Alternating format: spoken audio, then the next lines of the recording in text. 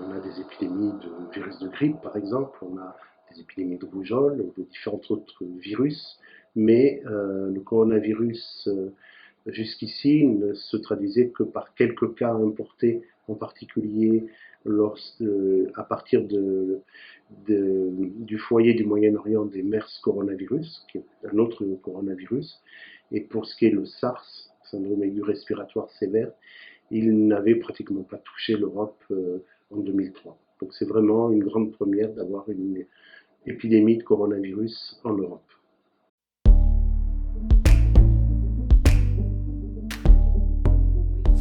Alors le R0, c'est en début d'épidémie, parce qu'après il évolue, mais c'est le nombre de cas qu'une personne malade contamine en moyenne. Si c'est supérieur à 1, l'épidémie peut se développer. Si c'est en dessous de 1, normalement ça va tout de suite s'arrêter.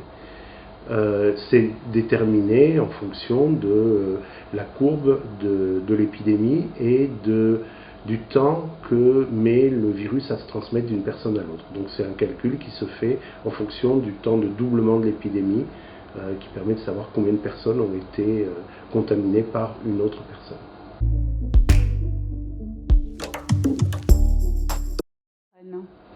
En France, l'épidémie a déjà fait beaucoup de ravages. On a plus de 10 000 morts déjà comptabilisés. On ne sait pas en plus si on n'en a pas loupé quelques-uns dans les EHPAD ou à domicile, enfin quelques-uns ou quelques centaines. On sait aussi que les patients hospitalisés, beaucoup de patients hospitalisés vont décéder. Donc déjà cette vague, à la fin, quand on fera le bilan, correspondra à plusieurs dizaines de milliers de morts. Alors, on n'est plus du tout dans le même ordre de grandeur, par exemple, que les épidémies de rougeole qu'on a pu avoir. Par exemple, si j'ai parlé de rougeole,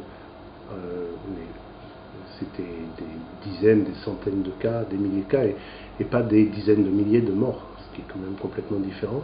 Même par rapport à la grippe, on dit souvent la grippe tue entre 5 000 et 10 000 personnes par année en France, mais d'abord c'est plus une surmortalité pendant les épisodes de grippe, qui peut être due d'ailleurs à la grippe ou à plein d'autres choses.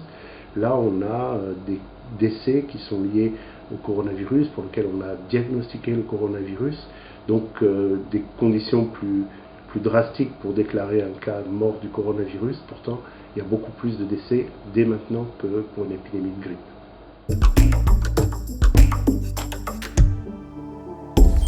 Actuellement, elle repose essentiellement sur les informations fournies par les hôpitaux. Les hôpitaux déclarent les nouveaux cas, les cas qu'ils ont actuellement en médecine, en réanimation, les transferts, et ces données-là sont ensuite colligées au niveau régional par les ARS, les agences de santé régionales, et c'est essentiellement les informations qu'on a en France. On a très peu d'informations sur ce qui se passe hors des hôpitaux. On commence à s'apercevoir qu'il y a une catastrophe dans les EHPAD, mais on s'en aperçoit un peu tardivement. Et ailleurs, on ne sait pas ce qui se passe, et on aura simplement une idée que en particulier pour les décès, que par les certificats de décès qui sont envoyés par les mairies à l'INSEE et qui permettent de faire des calculs de mortalité, mais on n'en a pas la cause. Mais on manque, en réalité, derrière cette question, il y a une défaillance, on manque d'informations sur ce qui se passe dans la population. On est très mal équipé actuellement pour faire ce genre de remontée d'informations. Les médecins généralistes n'ont pas pris l'habitude, c'est pas ce qu'on leur demande habituellement, d'informer jour après jour du nombre de cas qu'ils ont pu voir, de ce qu'ils sont devenus, etc.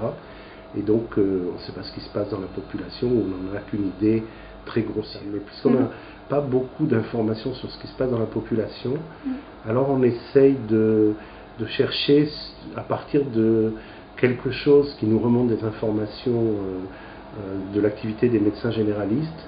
Et donc il y a des réseaux sentinelles, en particulier sur la grippe, qui est une maladie qui finalement a quand même pas mal de points communs d'un point de vue clinique.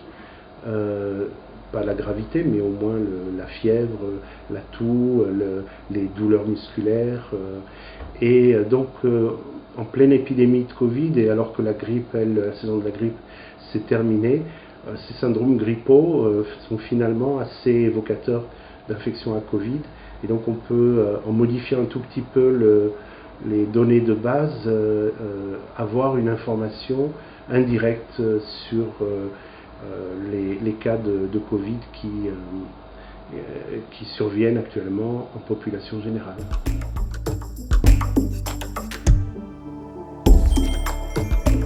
Alors on est sur un dilemme, c'est-à-dire que si on ne fait pas le confinement, la maladie étant beaucoup trop grave pour être laissée livrée à elle-même, si on ne fait pas le confinement, on aura non pas des dizaines de milliers de morts, c'est quasiment acquis déjà, mais des centaines de milliers de morts.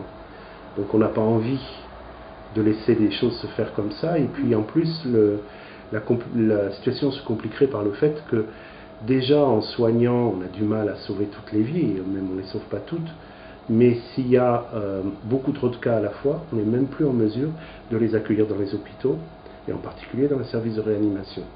Donc on est obligé de faire quelque chose, et la première chose qui pouvait être faite rapidement, c'est de dire plus personne ne bouge. C'est le confinement. Mais évidemment, le confinement protège des personnes qui n'ont pas eu le Covid, les protège du virus tant qu'ils sont confinés. Si on les remet dans la rue et si le virus circule encore, on va se retrouver avec une nouvelle vague épidémique qui peut être plus importante, qui peut être plus meurtrière, et qui va poser de toute façon le problème, un gros problème, si elle survient alors que les réanimations sont encore pleines des patients de la première vague. Donc il va falloir trouver une solution qui permette d'aller vers le déconfinement, parce que économiquement parlant, sociétalement parlant, on ne peut pas confiner les gens pendant des années, c'est juste pas jouable. Ou même simplement plusieurs mois ou une année en attendant d'avoir le vaccin, parce qu'il faut du temps. Donc il faudra mettre, et c'est ce sur quoi je me bats maintenant, mettre en place d'autres mesures en même temps que le confinement, au début, pour gêner la transmission du virus. En particulier, isoler les patients.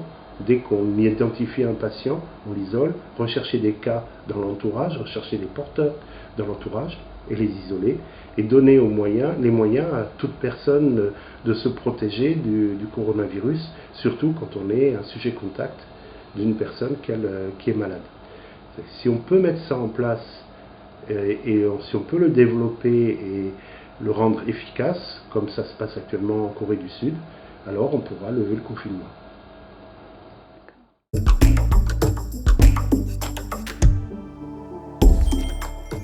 À mon sens, des critères épidémiologiques, justement, sont que le nombre de nouveaux cas est très fortement baissé, parce qu'il faut très peu de temps pour que ça augmente. On l'a vu, hein.